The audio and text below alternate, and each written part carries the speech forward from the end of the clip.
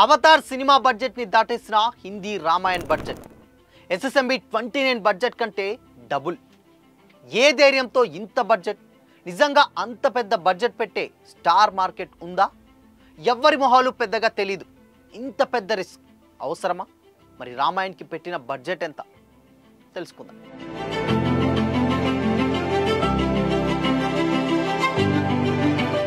Hi hello, welcome to Disha TV.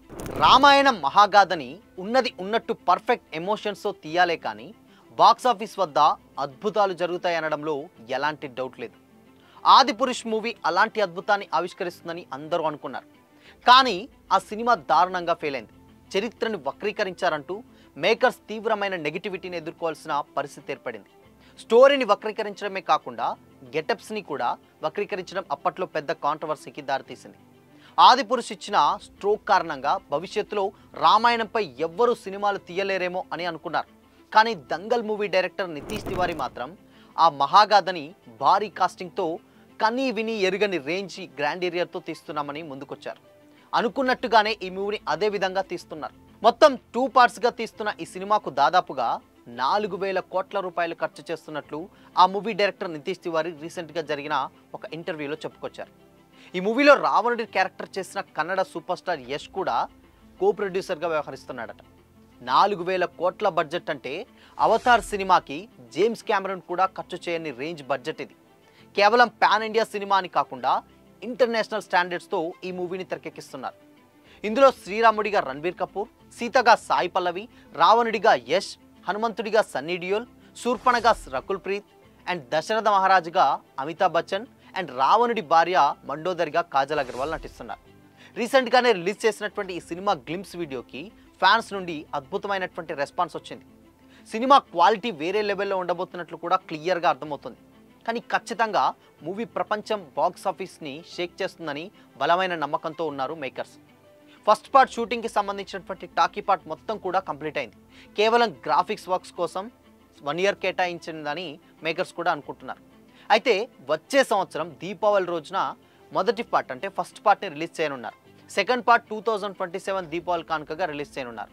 First పార్ట్లో రావణుడు సీతని అపహరించడం, రాముడు రావణుడిని వధించి సీతని అయోధ్యకు తీసుకుని వచ్చే ఘట్టాలను చూపిస్తే, రెండో భాగంలో రాముడు సీతని అడవులు పాలు చేసి మనోవేదనకు గురివ్వడం, లవకుశ ఇతివృత్తం, సీత భూమిలోకి వెళ్ళిపోయిన తర్వాత రాముడు తనువు చాలించడం వంటివి చూపించబోతున్నారు. అయితే ఈ బడ్జెట్ ఏంటి? అసలు దాదాపు 4,000 కోట్ల బడ్జెట్ అని కూడా చాలామందికి డౌట్ రావచ్చు. అయితే ఇక్కడ ఒక విషయం ఏంటంటే, గతంలో ఆల్రెడీ ఈ సినిమాని కొంతమంది బాహుబలికి లింక్ చేస్తున్నారు. అయితే గతంలో వచ్చినటువంటి బడ్జెట్స్ అన్నీ ఒక ఎత్తు అయితే టాలీవుడ్ ఫిల్మ్ ఇండస్ట్రీలో బాహుబలికి పెట్టినటువంటి బడ్జెట్ ఒక ఎత్తు. అయితే బాహుబలి స్టోరీ కూడా కంప్లీట్గా అదేమంతా కొత్త స్టోరీ కాదని కూడా లేటెస్ట్గా తమ్మారెడ్డి భరద్వాజ గారు కూడా ఒక ఇంటర్వ్యూలో చెప్పడం జరిగింది. ఆయన ఏమన్నారంటే, ఇలాంటి సినిమా ఈ స్టోరీ కూడా కంప్లీట్గా అందరికీ తెలిసిన స్టోరీయే. ఇలాంటివి ఎన్టీ రామారావు చేశారు, ఏఎన్ఆర్ వాళ్ళందరూ కూడా చేశారు. కానీ తీసేటువంటి విధానం చాలా కొత్తగా ఉంది అండ్ చాలా హ్యూజ్గా ఉంది. కాబట్టి బాహుబలి ఈరోజు 1,800 కోట్ల ప్లస్ని కలెక్ట్ చేసి ఇండస్ట్రీ హిట్గా నిలిచింది. ఈవెన్ పాన్ ఇండియా రేంజ్ని సొంతం చేసుకుంది ఆ మార్కెట్ని అని కూడా ఆయన చెప్పడం జరిగింది. అయితే ఇప్పుడు రామాయణ్ కూడా చాలామంది చాలా రకాలుగా తీశారు, అది అందరికీ తెలిసిన స్టోరీయే. బట్ ఎంత తీసినా కానీ తీసే విధానాన్ని బట్టి ఆ సినిమా ఉండబోతుంది. అయితే బాహుబలి బడ్జెట్ కూడా స్టార్టింగ్లో చాలా ఇంత పెద్ద బడ్జెట్ అండ్ తెలిసిన మొహాలు కాదు ఏంటి అని కూడా చాలామంది అనుకున్నారు. అప్పటి వరకు ప్రభాస్ కూడా ఒక రీజనల్ లాంగ్వేజ్ హీరోనే, పాన్ ఇండియా రేంజ్లో మార్కెట్ ఎవరికీ లేదు. ఈవెన్ ఒక సత్యరాజును తప్పిస్తే కంప్లీట్గా అందరినీ కూడా తెలుగు వాళ్ళనే పెట్టారు. ఇప్పుడు అంటే ఒక్కొక్క లాంగ్వేజ్కి ఒక్కొక్క మార్కెట్ ఉంది కాబట్టి ఒక్కో లాంగ్వేజ్ తీసుకొని పిక్ చేసుకొని ఆ మార్కెట్ పరంగా పెడుతున్నారు. కానీ బాహుబలి టైంలో అలాంటి సాహసాలు ఏమీ చేయలేదు.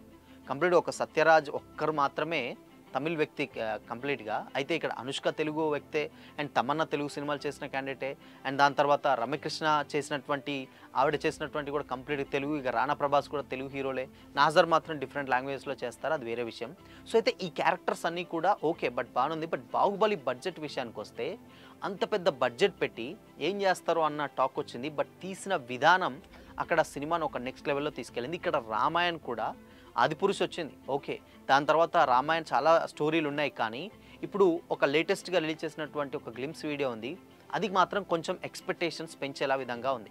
బట్ అంత బడ్జెట్ పెడుతున్నారంటే డెఫినెట్గా వాళ్ళకి ఆ స్టోరీ మీద నమ్మకం ఉంటుంది, కానీ స్క్రీన్ మీదకి వచ్చేసరికి దాన్ని 100% వర్కౌట్ అయ్యేలా చేయాలి. అలా చేస్తే కనుక నిజంగా రామాయణం ఒక మంచి కథగా, అంటే మనకు ఒక మంచి సినిమాటిక్ ఎక్స్పీరియన్స్గా ఆ స్క్రీన్ మీద మనకు అర్థమవుతుంది. అంటే దాన్ని తీసే విధానం అంత పర్ఫెక్ట్గా ఉంటే డెఫినెట్గా ఆడియన్స్ కూడా అంతే ఓన్ చేసుకుంటారు.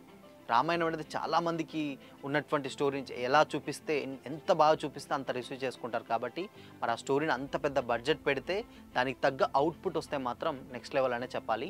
బట్ ఇక్కడ బాహుబలి ఏదైతే సక్సెస్ అయిందో దాన్ని తీసే విధానంలో ఇక్కడ రామాయణ్ కూడా సక్సెస్ అయితే మాత్రం డెఫినెట్గా అదొక ఇంపాక్ట్, అంటే ఒక ట్రెండ్ సెట్టర్గా నిలిచే ఛాన్సెస్ కూడా డెఫినెట్గా లేకపోలేదు. సో చూడాలి మరి 2026 దీపావళి వరకు వాళ్ళు చేసినటువంటి ఇంతవరకు వాళ్ళు పబ్లిసిటీ అండ్ దాని తర్వాత వాళ్ళు పెట్టినటువంటి బడ్జెట్కి ఎంతవరకు వర్కౌట్ అయింది, అండ్ దాని తర్వాత ఎలాంటి కొత్త రకమైనటువంటి రామాయణాన్ని చూపించబోతున్నారో కూడా మనకు తెలుస్తుంది. ఎందుకు అనంటే ఆల్రెడీ ఆదిపురుష్ చూసాం, చాలా నెగిటివిటీ ఎదుర్కొంది. బట్ దీంట్లో ఒక లాస్ట్ రణబీర్ కపూర్ వెళ్ళి బ్యాక్ షాట్ వేసేటువంటి ఒక షాట్ ఉంటుంది, అది పర్ఫెక్ట్గా ఉంది. బట్ అదే రేంజ్లో ఆ ఇంపాక్ట్ని క్రియేట్ చేస్తే కనుక డెఫినెట్గా రామాయణ్ ఒక వండర్ని అయితే క్రియేట్ చేయొచ్చు, హిందీ రామాయణ్. సో చూడాలి మరి ఈ సినిమా ఎలాంటి రికార్డ్స్ని క్రియేట్ చేస్తుంది అండ్ హిందీ రామాయణ్ ఎలా ఉండబోతుంది. అండ్ దంగల్ తీసినటువంటి ఒక వ్యక్తి ఈ కథను ఎంచుకోవడం మీకు ఎలా అనిపిస్తుంది? అండ్ ఆయన డైరెక్షన్, దంగల్ చూసాం కదా, ఫర్ ది ఫస్ట్ టైం కొన్ని 2000 కోట్ల వరకు కూడా కలెక్ట్ చేస్తుందన్న టాక్ కూడా ఉంది దంగల్. సో మరి ఈ కథని అలాంటి డైరెక్టర్ సెలెక్ట్ చేసుకుంటే ఎలా ఉండబోతుంది అనుకుంటున్నారు?